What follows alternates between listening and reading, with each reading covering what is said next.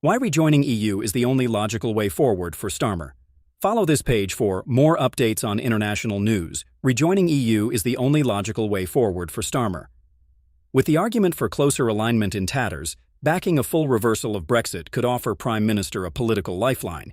With the argument for closer alignment in tatters, backing a reversal of Brexit could offer Prime Minister a political lifeline, writes James Crisp.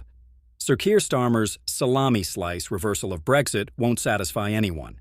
Rachel Reeves, the Chancellor, said the government was up for further alignment with the EU to get easier trade with the bloc.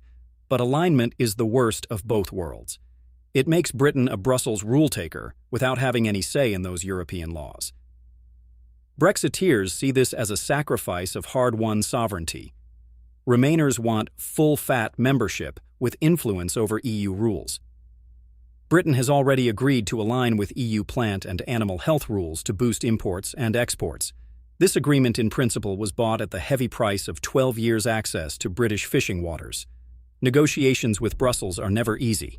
There is still no food and drink deal despite ongoing talks between UK and EU negotiators since last year.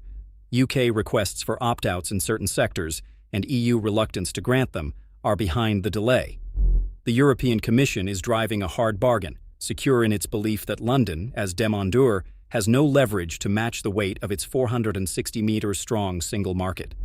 Last year, talks over British membership of a major EU weapons program to deter Russian aggression collapsed over Brussels' demands for a 5.7 BN entry fee. The UK had offered a maximum of 262 Labour's calls for yet more alignment negotiations will be met by a shrug from most EU capitals. They are broadly happy with a Brexit deal weighted in their favour and have other priorities, not least the war in Ukraine and looming EU budget negotiations to think about. Secure agreement on the youth mobility deal, and then let's see, they say. Talk of a bespoke customs union is greeted with a roll of the eyes by some European diplomats. The government is tinkering at the edges of the Brexit deal, which is difficult, costly, and time-consuming. Labour says its priority is economic growth, but its hands are tied by its red lines of no return to the single market or freedom of movement. At the end of 2025, the economy grew by a lower-than-expected 0.1% in the final quarter of the year, and by just 1.3% in the whole of 2025. The government says its food and drink deal will bring in about $9 billion to the economy by 2040, which is a modest boost of about 0.3%. It is better than the predicted benefits of post-Brexit trade deals with countries such as India, but does not offset the barriers to trade with the EU caused by Brexit.